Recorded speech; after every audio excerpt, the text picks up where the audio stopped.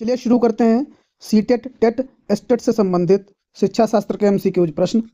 चलिए पहला क्वेश्चन हो जाएगा, निम्नलिखित में से कौन सा प्रश्न चिंतन की गहन प्रकार की शैली को प्रोत्साहित करता है? ऑप्शन ए, आधा का प्रतिलोम क्या होता है? ऑप्शन बी, न्यूनतम अभाज्य संख्या क्या है? ऑप्शन सी, आधी मात्रा में चाय बनाने के लिए कितना दूध प्रयोग करेंगे? ऑप्शन डी, योग व्यवकलन का विलोम होता है, कहने का क्या तात्पर्य है? इसका राइट आंसर हो जाएगा ऑप्शन डी, योग व्यवकलन का विलोम होता है, कहने का क्या तात्पर्य है। अगला प्रश्न देखेंगे, अधिगम क्या है? ऑप्शन ए, जो कुछ हम जानते हैं वह सब अधिगम किया हुआ है। ऑप्शन बी, व्यवहार ज्ञान और कौशल पर तुलनात्मक स्थायी प्रभाव है। ऑप्शन सी, प्रत्यक्ष रूप से अवलोकन और मापन योग्य है। ऑप्शन डी, विशिष्ट आयु स्तर तक सीमित है। इसका करेक्ट आंसर हो जाएगा ऑप्शन नंबर बी, व्यवहार ज्ञान और कौशल पर तुलनात्मक स्थायी प्रभाव है। अगला प्रश्न,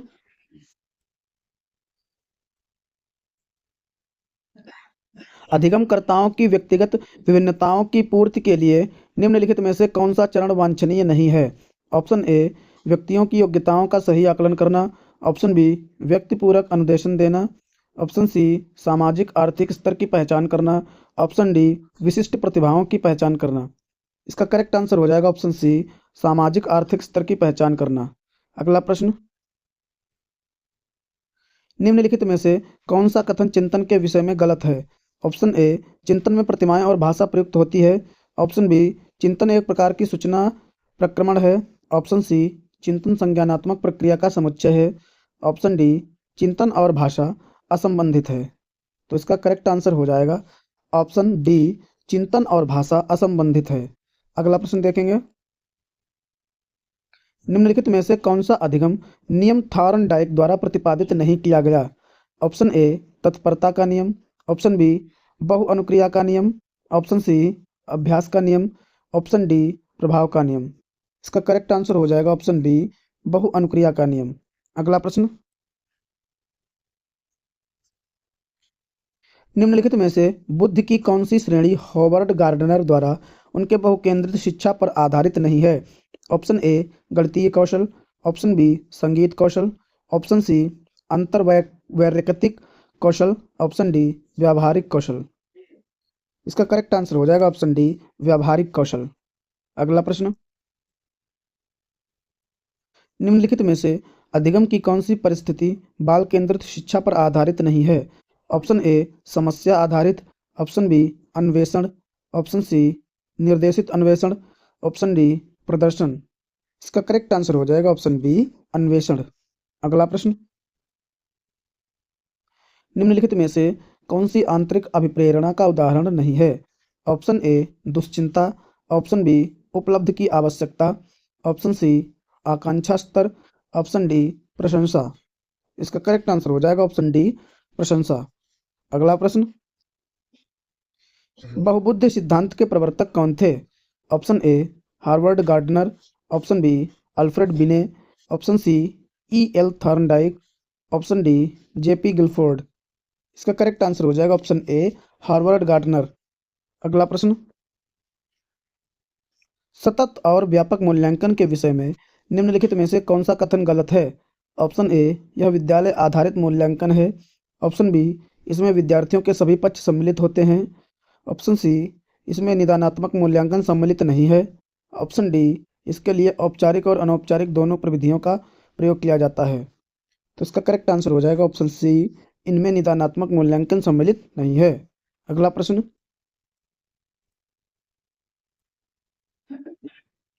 निम्नलिखित में से कौन सी शिक्षण अधिगम व्यूह रचना सृजनात्मक के विकास में बाधा पहुंचाती है?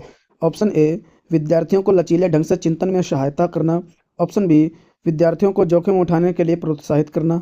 ऑप्शन सी, विद्यार्थियों को अध्यवसायी और विलंब संतुष्टि हेतु मार्गदर्शन प्रदान करना। ऑप्शन डी, शिक्षण अधिगम के दौरान विद्यार्थियों को अति नियंत्रित करना। इसका करेक्ट आंसर हो जाएगा ऑप्शन डी, शिक्षण अधिगम के दौरान विद्यार्थियों को अति नियंत्रित करना। अगला प्रश्न, बालकों की सामाजिक दक्षता के विकास के लिए निम्नलिखित में से कौन सी परवरिश शैली अधिकतम प्रभावी है? ऑप्शन ए, अधिनायकवादी। ऑप्शन बी, लापरवाह। ऑप्शन सी, प्राधिकारिक। ऑप्शन डी, कृपालु। इसका करेक्ट आंसर हो जाएगा ऑप्शन सी, प्राधिकारिक। अगला प्रश्न, निम्नलिखित में से कौन सा उपकरण संरचनात्मक आकलन के लिए उपयुक्त प्रतीत नहीं होता है? ऑप्शन ए प्रश्नोत्तरी, ऑप्शन बी मानदंड संदर्भित परीक्षण, ऑप्शन सी समूह परिचर्चा, ऑप्शन डी वार्तालाप। इसका करेक्ट आंसर हो जाएगा ऑप्शन डी वार्तालाप। अगला प्रश्न, समावेशन का तात्पर्य है एक विशेष आवश्यकता वाले बालक को नियमित कक्षा में शिक्षित करना। ऑप्शन ए कुछ समय के लिए, ऑप्शन बी अधिकांश समय के लिए, ऑप्शन सी पूरे समय के लिए, ऑप्शन डी विद्यालय में सामाजिक गतिविधियों के दौरान। इसका करेक्ट आंसर हो जाएगा ऑप्शन बी अधिकांश समय के लिए। अगला प्रश्न, चोम्स्की के अनुसार भाषा अर्जित करने की एक अंतर्जात क्षमता जो मानव को जैविक वंशागति के फलस्वरूप प्राप्त हमारी अद्वितीय क्षमता है को क्या कहते हैं? ऑप्शन ए भाषा अनुकूलन श्रेणी, ऑप्शन बी भाषा अर्जन साधन, ऑप्शन सी भाषा स्वीकार इच्छा, ऑप्शन डी भाषा अर्जन क्षेत्र। इसका करेक्ट आंसर हो जाएगा ऑप्शन बी भाषा अर्जन साधन। अगला प्रश्न,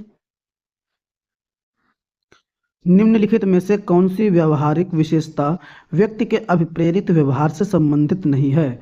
option A Urjit, option B निर्दिष्ट, ऑप्शन सी पृथक, ऑप्शन डी सतत। तो इसका करेक्ट आंसर हो जाएगा ऑप्शन सी पृथक। नेक्स्ट क्वेश्चन, गैने द्वारा प्रस्तावित अधिगम का पदानुक्रम उच्चतम स्तर है। ऑप्शन ए समस्या समाधान अधिगम, ऑप्शन बी सिद्धांत अधिगम, ऑप्शन सी स्मृप्रत्यय अधिगम, ऑप्शन डी कौशल अधिगम। इसका करेक्ट आंसर हो जाएगा ऑप्शन ए समस्या समाधान अधिगम। नेक्स्ट क्वेश्चन, निम्नलिखित में से कौन सी विशेषता वंचित बालक की नहीं है? ऑप्शन ए जीवन की आधारभूत आवश्यकताओं की अपर्याप्तता को झेलना, ऑप्शन बी आधारभूत और सार्वभौमिक अधिकार प्रदान कराना, ऑप्शन सी भावी मनोशैक्षिक समस्याओं का संकट, ऑप्शन डी उसकी स्वाभाविक दर से विकास के अवसरों से। ऑप्शन इसका करेक्ट हो जाएगा ऑप्शन नंबर बी आधारभूत और सार्वभौमिक अधिकार प्रदान कराना। नेक्स्ट क्वेश्चन, एक बालक जो किसी एक विशेषता में उच्च और निम्न है बाद के वर्षों में भी इसी तरह का रहता है, यह कथन निम्न के महत्व को बल देता है। ऑप्शन ए आनुवंशिकी के, ऑप्शन बी आनुवंशिकी और वातावरण के, ऑप्शन सी वातावरण के, ऑप्शन डी परिपक्वता के। इसका करेक्ट आंसर हो जाएगा ऑप्शन नंबर ए आनुवंशिकी के। नेक्स्ट क्वेश्चन, विकास के पक्ष जैसे कि शारीरिक, संज्ञात्मक, सामाजिक और संवेगात्मक निम्नलिखित में से कौन सी प्रक्रिया से विकसित होते हैं? ऑप्शन ए पृथकता से, ऑप्शन बी आंशिकता से, ऑप्शन सी यादृच्छिकता से, ऑप्शन डी समग्रता और साकल्यता से। तो इसका करेक्ट आंसर हो जाएगा ऑप्शन डी समग्रता और साकल्यता से। नेक्स्ट क्वेश्चन, वाइगोत्स्की के अनुसार वह कार्य जो बालक के स्वयं के लिए कठिन है परंतु किसी प्रौढ़ और अधिक कुशल साथी की सहायता से करना संभव हो कहलाता है। ऑप्शन ए निर्देशित सहभागिता, option B scaffolding, option C आसन्न विकास क्षेत्र, ऑप्शन डी अंतः व्यक्तिनिष्ठता। तो इसका करेक्ट आंसर हो जाएगा ऑप्शन सी आसन्न विकास क्षेत्र। नेक्स्ट क्वेश्चन, संवेग की प्रकृति निम्नलिखित में से कौन से कथन से सही रूप में प्रकट होती है? ऑप्शन ए कुछ एक संवेगों का ही व्यवहारात्मक पक्ष होता है, ऑप्शन बी संवेग जीव की स्थायी अवस्था है, ऑप्शन सी संवेगात्मक प्रकटीकरण को अधिगम द्वारा परिवर्तित नहीं कर सकते हैं, ऑप्शन डी प्रत्येक संवेग के साथ एक भावना निहित रहती है। तो इसका करेक्ट आंसर हो जाएगा ऑप्शन नंबर सी संवेगात्मक प्रकटीकरण को अधिगम द्वारा परिवर्तित नहीं कर सकते हैं। नेक्स्ट क्वेश्चन, समस्या समाधान में निम्नलिखित में से कौन सा पद सम्मिलित नहीं है? ऑप्शन ए आंकड़ों का एकत्रीकरण करना, ऑप्शन बी परिकल्पनाओं का निर्माण करना, ऑप्शन सी सत्यापन और सामान्यीकरण करना, ऑप्शन डी उद्दीपक के प्रति अनुक्रिया करना। तो इसका करेक्ट आंसर हो जाएगा ऑप्शन डी उद्दीपक के प्रति अनुक्रिया करना। नेक्स्ट क्वेश्चन, राष्ट्रीय पाठ्य चर्चा फ्रेमवर्क 2005 ने अपनी समझ डैश से प्राप्त की है? इसका सही विकल्प भरना है। ऑप्शन ए संज्ञानात्मक सिद्धांत, ऑप्शन बी मानवतावाद, ऑप्शन सी व्यवहारवाद, ऑप्शन डी रचनावाद। तो इसका सही विकल्प हो जाएगा ऑप्शन डी रचनावाद। नेक्स्ट क्वेश्चन, कक्षा में बच्चों को प्रेरित समझा जा सकता है यदि ऑप्शन ए वे शिक्षक से स्पष्टीकरण प्राप्त करने के लिए प्रश्न पूछते हैं, ऑप्शन बी वे अच्छी तरह से वर्दी पहनने स्कूल में आते हैं, ऑप्शन सी वे कक्षा में अनुशासन बनाए रखते हैं, ऑप्शन डी वे सभी उपस्थिति में नियमित रहते हैं। तो इसका करेक्ट आंसर हो जाएगा ऑप्शन ए वे शिक्षक से स्पष्टीकरण प्राप्त करने के लिए प्रश्न पूछते हैं। नेक्स्ट क्वेश्चन, अनुशासन जो अधिगम वातावरण में एक महत्वपूर्ण भूमिका निभाता है किस तरह की मदद करता है? ऑप्शन ए बच्चों को उनके पाठ रटकर याद करने में, ऑप्शन बी बच्चों को अपनी शिक्षा को विनियमित और मॉनिटर करने के लिए, ऑप्शन सी चुप्पी साधे रहने के लिए, ऑप्शन डी शिक्षकों को निर्देश देने के लिए। तो इसका सही ऑप्शन हो जाएगा ऑप्शन नंबर बी, बच्चों को अपनी शिक्षा को विनियमित और मॉनिटर करने के लिए। नेक्स्ट क्वेश्चन, निम्नलिखित में से कौन सा कथन पियाजे के सिद्धांत के अनुसार कहा नहीं जा सकता? ऑप्शन ए बच्चे अपने पर्यावरण पर क्रिया करते हैं, ऑप्शन बी विकास गुणात्मक चरणों में होता है, ऑप्शन सी बच्चे अपनी दुनिया के बारे में ज्ञान का निर्माण और उपयोग करते हैं, ऑप्शन डी निरंतर अभ्यास से अधिगम होता है। तो इसका सही उत्तर हो जाएगा ऑप्शन नंबर बी, विकास गुणात्मक चरणों में होता है। अगला प्रश्न, निम्नलिखित में से कौन सी पूर्व संक्रियात्मक विचार की एक सीमा नहीं है? ऑप्शन ए अनुत्क्रमणीयता, ऑप्शन बी ध्यान केंद्रित करने की प्रवृत्ति, ऑप्शन सी प्रतीकात्मक विचार का विकास, ऑप्शन डी अहम्यता। इसका सही उत्तर हो जाएगा ऑप्शन बी, ध्यान केंद्रित करने की प्रवृत्ति। अगला प्रश्न, निम्नलिखित में से कौन सा प्रश्न बच्चों का गंभीर रूप से सोचने के लिए आमंत्रित करता है?